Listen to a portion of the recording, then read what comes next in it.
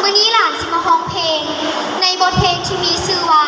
ล้ำสี่พันดอนสร้างคนเฮียนสีเขียวซึ่งจะเป็นอะไรนั้นขอเชิญทุกท่านรับชมและรับฟังได้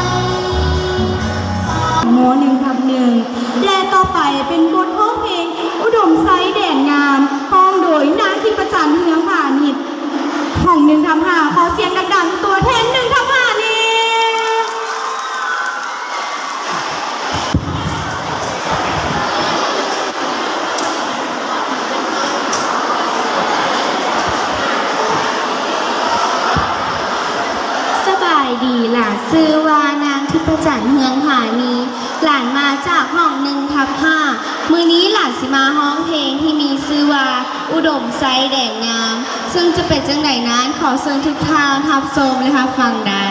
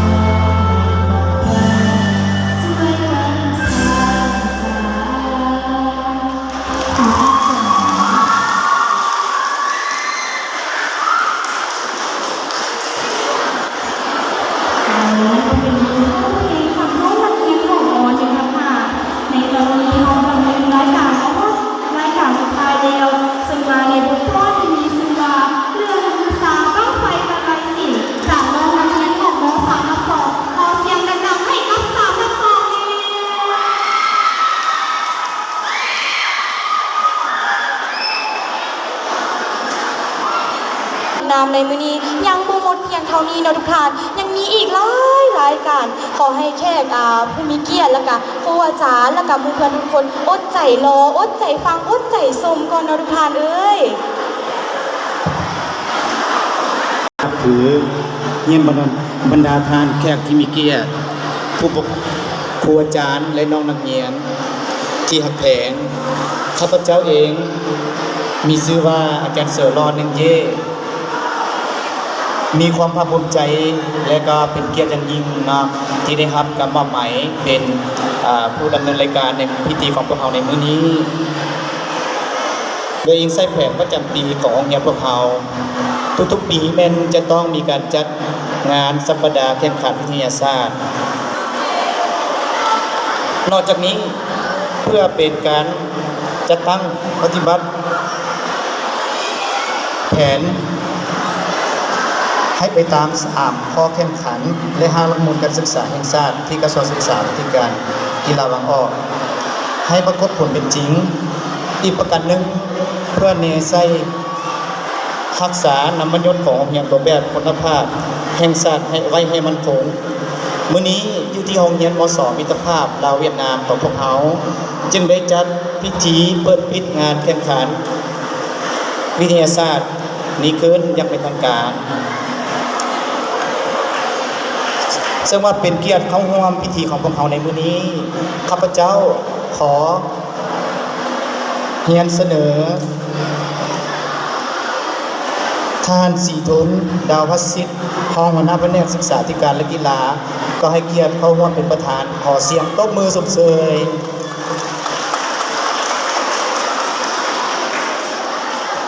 มีท่านแก้วอุดรแสงทองสุขรองหัวหน้าศึกษาธิการและกีฬาเมืองไซเศรษฐาก็ให้เกียรติเข้าร่วมเป็นประธานขอเสียงตบมือสมเสยเจ้าและก็มีท่านไทยแก้วดาราวงศ์ประธานสมาคมผู้ปกครองนักเรียนโรงเรียนม.2 มิตรภาพลาวเวียดนามก็ให้เกียรติเข้าร่วมเป็นประธานขอเสียงตบมือสมเสย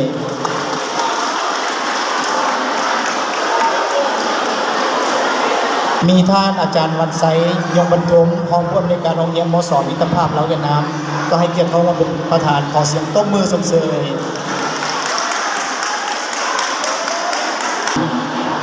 วิทยาศาสตร์ขอเรียนเชิญ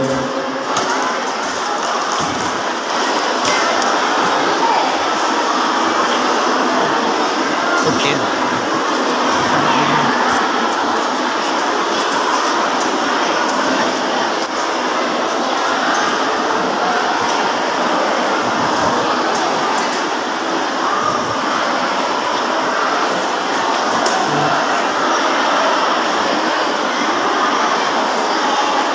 การที่นับถือยันสูงบรรดาท่านแขกที่มีเกียรติสมาคมพ่อแม่นักเรียนพร้อมด้วยพนักงานครูอาจารย์ตลอดทั้งน้องนักเรียนที่นับถือและหักแพงยิงตามแผนการปีเรียน 2024-2025 ของโรงเรียนได้กำหนดไว้ยิงใส่ทิศชี้นำของผู้อำนวยการมอบให้หน่วยงานราชการรับผิดชอบจัดงานวิทยาศาสตร์ประจำปีเรียนคนหลวงเวียงจันทร์ในระยะใหม่ฉบับเลขที่2189ทับสกนวลงวันที่26สิงหาปี 2024การจัดการแข่งขันครั้งนี้ได้ดำเนินภายใต้บรรยากาศทั่วภาคทั่วปวงชนลาวทั้งชาติควรจัดตั้งพันขยายมติกองประชุมใหญ่ครั้งที่11ให้สมัยของพรรคเบ้ารวมเบ้าเฉพาะควรจัดตั้งพันขยายมติกองประชุมใหญ่ของหน่วยพรรคโรงเรียนม.2 มิตรภาพลาวเวียดนามครั้งที่3พร้อมจัดตั้งคำนับชมเชยวันสร้างตั้งพรรคประชาชนปฏิบัติลาวครบรอบ70 ปีวันแม่หญิงสากลครบรอบ115 ปีวิชาภาษาอังกฤษแม่นคัดเลือกเอานักเรียนชั้นม.4 หาชั้นม.7 ชั้นละ2น้องเพื่อเข้าร่วมการแข่งขันในรอบที่1ซึ่งจัดขึ้นในแรงวันที่17 เดือน 3 2025 เวลา 15 โมง 10 นาทีเพื่อคัดเลือกเอาน้องนักเรียนที่มีคะแนนสูงสุดจำนวน5น้องเข้าร่วมชิงชนะเลิศมีความเจริญก้าวหน้าในหน้าที่เวียกงานและสืบต่ออุ้มสู้ช่วยเหลือโรงเรียนม.2 มิตรภาพลาวเวียดนามให้เป็นโรงเรียนแบบอย่างในทุกด้านในโอกาสวันพุธสงกรานต์ปีใหม่ลาวพ.ศ. 2568 ที่จะมาถึงนี้ขออวยพรแด่บรรดาท่านแขกทั้งหมดจงมีสุขภาพแข็งแรงพร้อมกันมวลซืนด้วยความปลอดภัยขอขอบใจ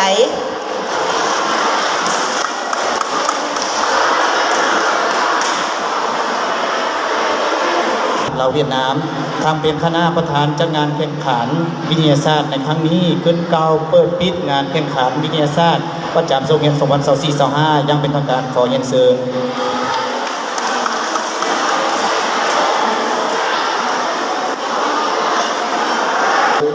ประธานสมาคมพ่อแม่นักเรียนที่นับถือขอเฮียนบรรดาภูมิในการของภูมิในการโรงเรียนอ้อมข้างที่หักเพลงข้าพเจ้าอาจารย์วันไซยงมนทม ต่างหน้าผู้อำนวยการโรงเรียนและครูอาจารย์โรงเรียนมส.มิตรภาพลาวเวียดนามทางโรงเรียนได้จัดงานสัปดาห์วันวิทยาศาสตร์ประจำโรงเรียน 2024-2025 เพื่อเฉลิมฉลองวันสร้างตั้งพรรคประชาชนปฏิวัติลาวครบรอบ 70 ปี ต่อไปเนาะขอเชิญทีมนักแข่งขันเข้าสู่พิธีนะเพื่อจะดำเนินการแข่งขันได้เนาะขอเชิญถ้ามีนี่แม่นเขาจะให้ทีมภาคภาษาอังกฤษแล้วก็ภาคภาษาลาวและภาคภาษาอังกฤษและภาคภาษาเวียดเนาะขึ้นก่อนสำหรับภาคภาษาลาวแม่นแต่ว่าเป็นรายการต่อไปเนาะขอเรียนเชิญ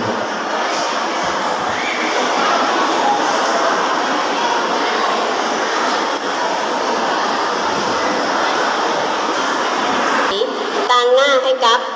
คณะกรรมการภาควิชาภาษาอังกฤษภาษาเวียดและกับภาควิชาภาษาลาวในขึ้นมาผ่านมาตรฐานของการแข่งขันค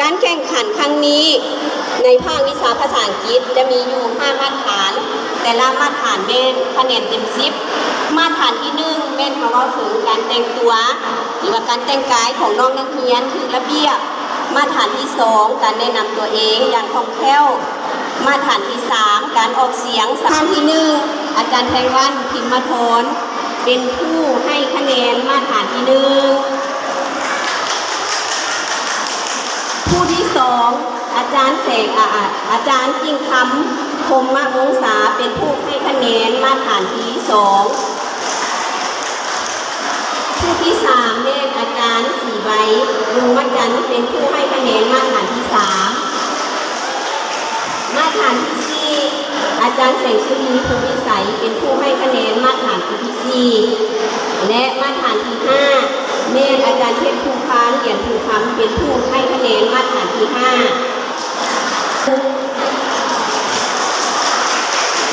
ท่านที่2แม่อาจารย์เหงียนดินเยืองเซี่ยวซานเวียดนามเป็นผู้ให้คะแนนมาตรฐาน2และมาตรฐาน3และท่านที่3แม่อาจารย์บัวจันทร์กองลิสารเป็นผู้ให้คะแนนมาตรฐานที่4และมาตรฐานที่5 เนาะ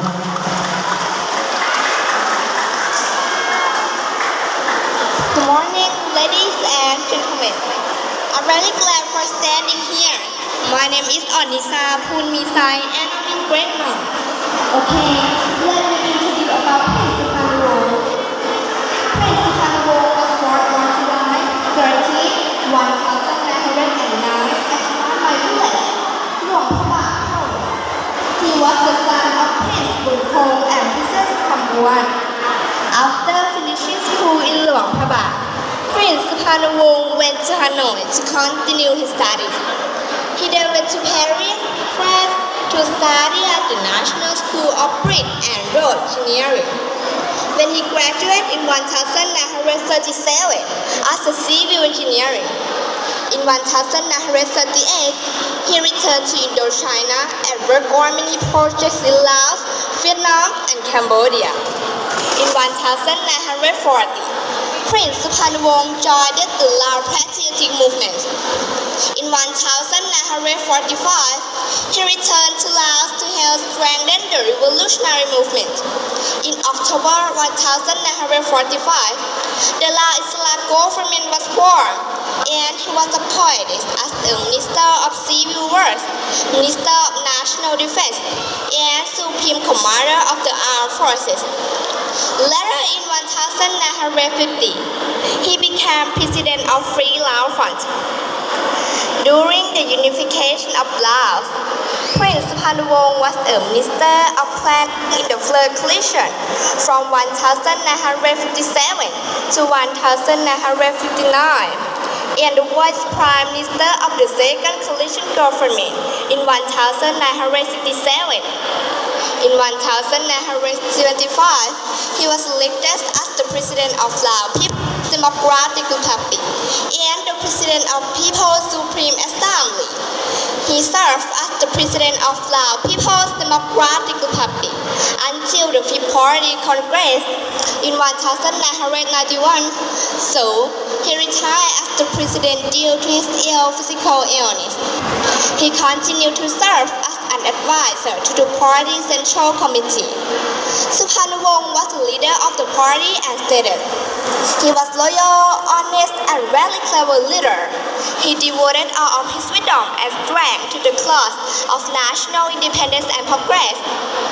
Until the end of his life, he worked for the freedom and well-being of the Lao people." He died for heart attack on January 1995 in Vientiane. He was the most respected and beloved Lao leaders. Thank you so much. เอาขอเสียงตบมือสุมเสยแน่เนาะอันนี้ก็คือทางออนวิสาผมมีไซห้อง10/1เนาะจังใดพอเข้าใจอยู่บ่น้องๆพวกเฮานี่สำหรับอาจารย์นี่บ่ฮู้หยังเลยเนาะเพราะว่าภาษาอังกฤษอาจารย์บ่ฮู้เนาะเอาสำหรับต่อไปก็ขอเชิญนางไหมคำรอดวงจันทร์ห้อง5/1เนาะ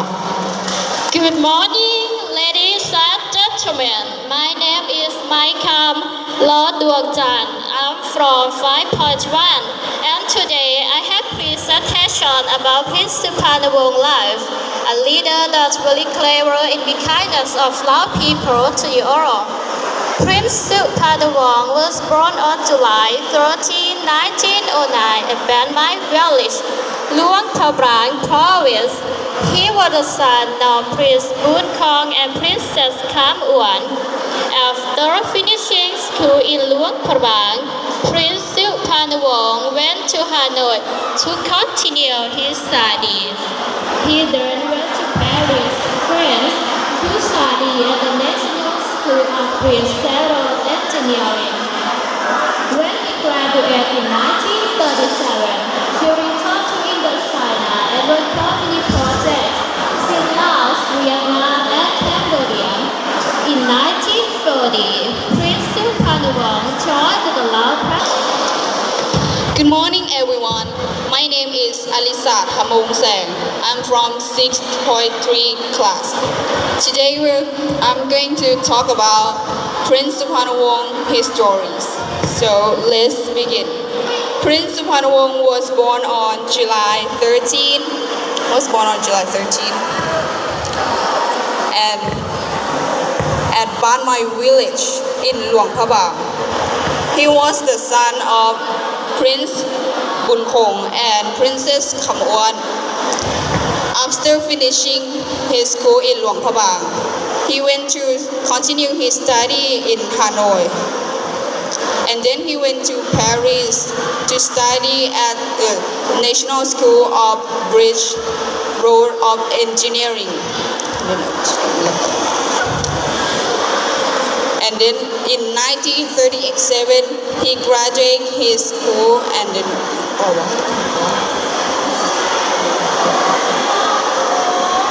he works on many projects in Laos and Vietnam and Cambodia. In 1940, Prince Sukarnowong was joined the Lao Patriotic movement and